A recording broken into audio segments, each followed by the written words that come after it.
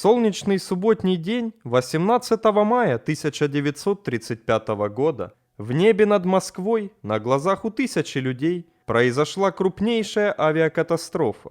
Истребитель И-5, сопровождавший восьмимоторный самолет АНТ-20 Максим Горький, выполняя фигуры высшего пилотажа, врезался в крыло воздушного гиганта, и обе машины рухнули на землю. Погибли 50 человек, пассажиры и экипаж Максима Горького, а также пилот истребителя.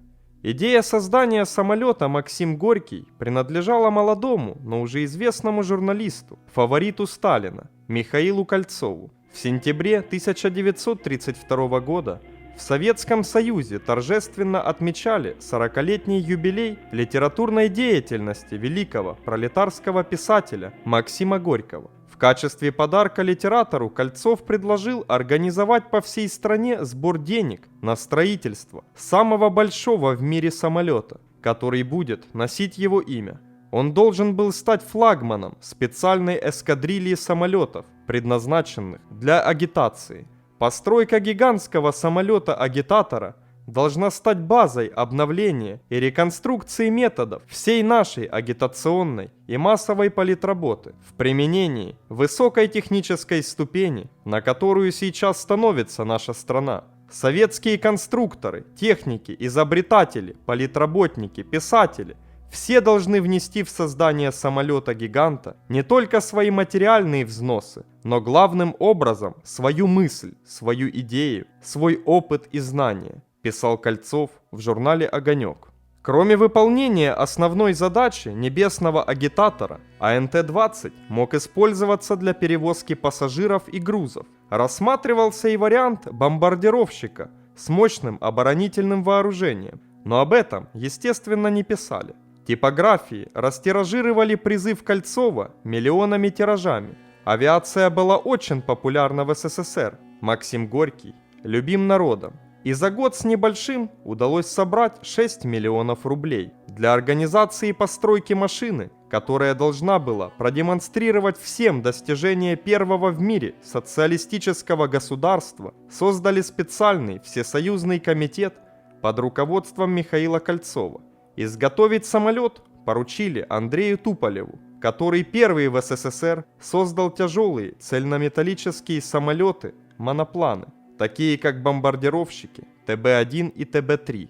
Максим Горький создавался как развитие шестимоторного бомбардировщика ТБ-4, огромной, но слишком тихоходной для военного применения машины, так как он обладал еще большими размерами и весом. Кроме 6 моторов в крыле мощностью по 750 лошадиных сил, на него установили еще 2 таких же двигателя, расположив один за другим в специальной установке над фюзеляжем. Запас мощности позволял продолжать полет при остановке 2 моторов. Как и все предыдущие самолеты Туполева, Максим Горький был выполнен из дюралюминия и имел гофрированную обшивку. Огромные размеры позволяли разместить пассажиров не только в фюзеляже, но и в центральной части крыла, толщиной свыше 2 метров. Экипаж через проходы в крыле имел возможность подойти к двигателям для исправления возможных неисправностей в полете. Для облегчения управления стабилизатор мог поворачиваться с помощью мощных электромеханизмов. Кроме того, все рули снабжались серворулями, снижающими усилия на штурвале.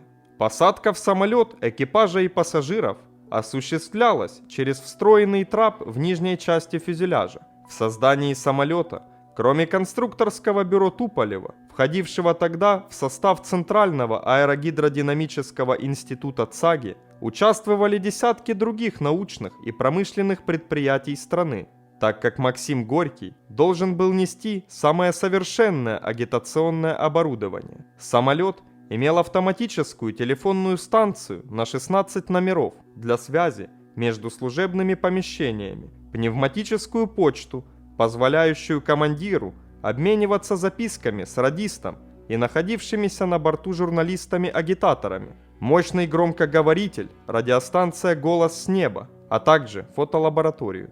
Имелась киноустановка для показа фильмов прямо на аэродроме. В начале планировалось проецировать изображение в полете на облака, используя их как гигантский экран, но эта затея оказалась технически неосуществимой.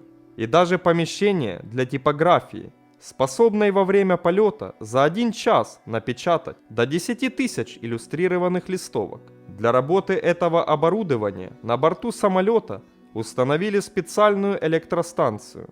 Много внимания уделялось комфорту на борту самолета. В пассажирских отсеках были ковры, просторные кресла, занавески на окнах, столики с настольными лампами. Имелись также специальные каюты, электрифицированный буфет с горячими и холодными закусками, склад для провизии, библиотека, багажное отделение, умывальники и туалеты.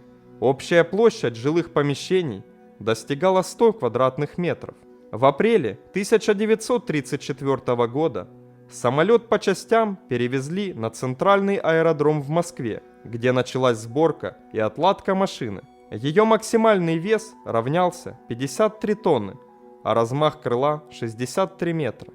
17 июня известный летчик-испытатель Михаил Громов поднял Максима Горького в первый полет. Он продолжался 35 минут и проходил на высоте 500 метров. «Чудесная машина», так отозвался о самолете Михаил Громов после первого испытания. Успешное начало испытаний позволило уже 19 июня продемонстрировать Максима Горького на воздушном параде над Красной площадью. На трибуне Мавзолея вместе с руководителями страны за полетом огромной машины наблюдал и человек, чье имя носил самолет. В том же году в процессе летных испытаний на Максиме Горьком установили 2 неофициальных мировых рекорда грузоподъемности. Летчики Громов и Михеев поднялись на высоту 5000 метров с грузом 10, а затем и 15 тонн. Максимальная скорость самолета составляла 260 км в час. В пассажирском варианте машина могла брать на борт до 72 человек, включая экипаж.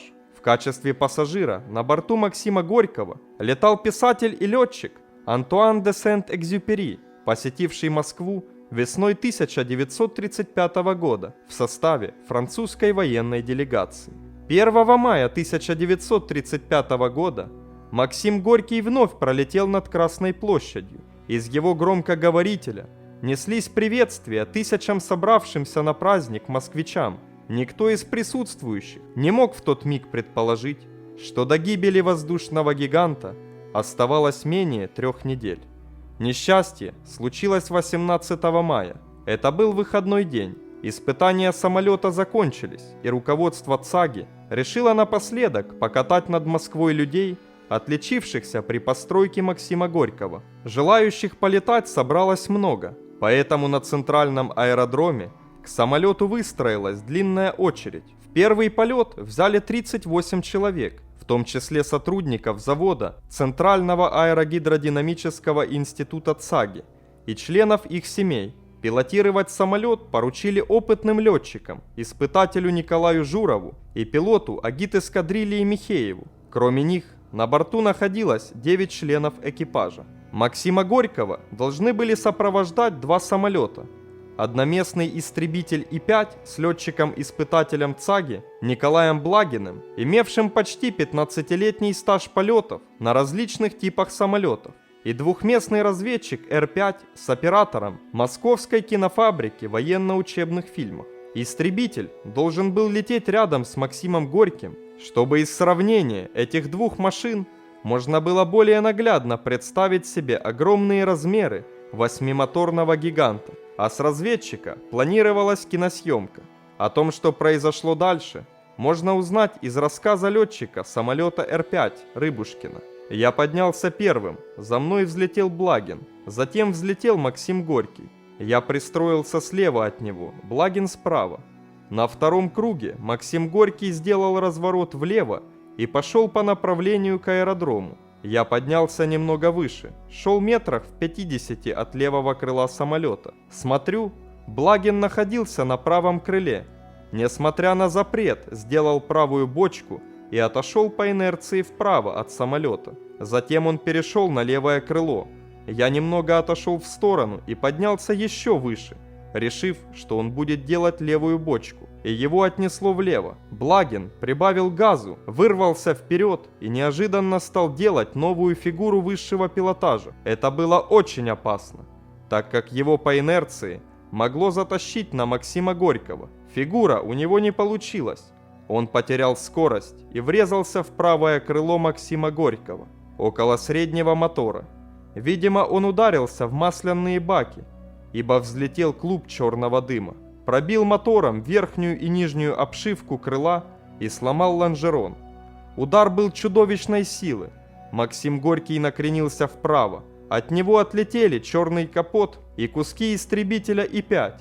Максим Горький пролетел по инерции еще 15 секунд, крен все увеличивался, и он начал падать на нос. Затем оторвалась часть правого крыла, потом отлетела часть фюзеляжа с хвостом. Самолет перешел в отвесное пикирование и перевернулся на спину. Машина ударилась о сосны, стала сносить деревья и окончательно рассыпалась на земле.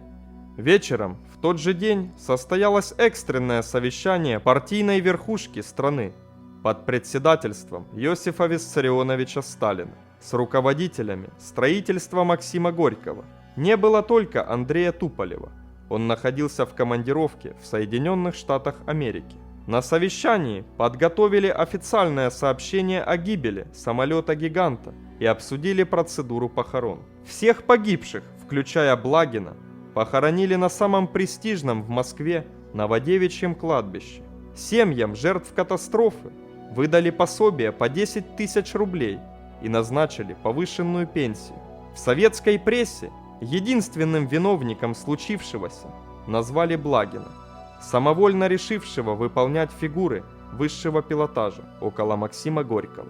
Остается выяснить, было ли причиной катастрофы неоправданное лихачество Благина, или же для большего эффекта начальство приказало летчику выполнять фигуры высшего пилотажа вблизи самолета-гиганта. Приблизиться к истине помогли недавно рассекреченные документы из архива президента Российской Федерации о расследовании причин катастрофы Максима Горького. В письме руководителя НКВД Ягоды от 14 июня 1935 года говорится: произведенным НКВД расследованием обстоятельств происшествия катастрофы самолета Максима Горький установлено, что 18 мая за час до полета в комнате летчиков летно-испытательной станции ЦАГИ собрались летчики Журов, Рыбушкин, Благин и работники Московской кинофабрики военно-учебных фильмов Ряжский, Тераганесов и Пулин для обсуждения порядка полета самолетов и их киносъемки,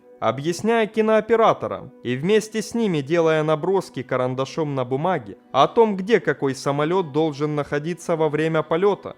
Летчик Благин в присутствии Журова и Рыбушкина заявил о том, что он во время сопровождения Максима Горького для масштаба намерен на истребителе делать фигуры высшего пилотажа. Присутствовавший при обсуждении Журов возразил против предложения Благина, указав последнему, чтобы он не делал во время полета фигур. Несмотря на это, работники Московской кинофабрики вступили в прямые переговоры с Благиным, договорившись о том, что он для киносъемки будет производить фигуры на истребителе. Нами привлечены к уголовной ответственности работники кинофабрики военно-учебных фильмов Ряжский и Пулин, виновные в том, что, не имея никакого разрешения, договорились с Благиным о производстве им для киносъемки фигур высшего пилотажа. Это явилось прямой причиной гибели самолета Максима Горький. Хотя этот документ кое в чем и противоречит сообщению о гибели Максима Горького, направленному Ягодой в Кремль в день катастрофы, в последнем, в частности, утверждалось, что летчики Журов и Рыбушкин разрешили Благину делать пилотажные фигуры, но не бочки, а более простые боевые развороты. Ясно, что приказа Благину не было. Он предложил идею выполнения фигур вблизи самолета, а люди из киностудии ее поддержали.